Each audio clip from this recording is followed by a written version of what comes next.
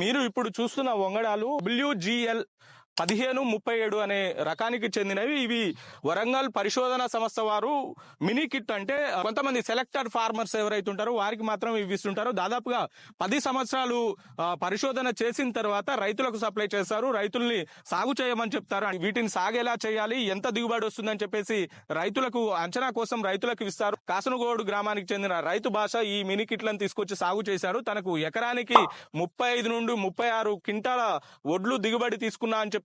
ఇవి అన్ని కూడా ఒక గొలుసుకి దాదాపుగా 170 నుండి 180 గింజలు వచ్చాయని చెప్తున్నారు. గింజలన్నీ కూడా అన్ని పాలు పోసుకున్నాయి, ఎక్కడ కూడా తాలు గింజలు లేవని చెప్పేసి భాష చెప్తున్న పరిస్థితి అయితే కనబడుతుంది.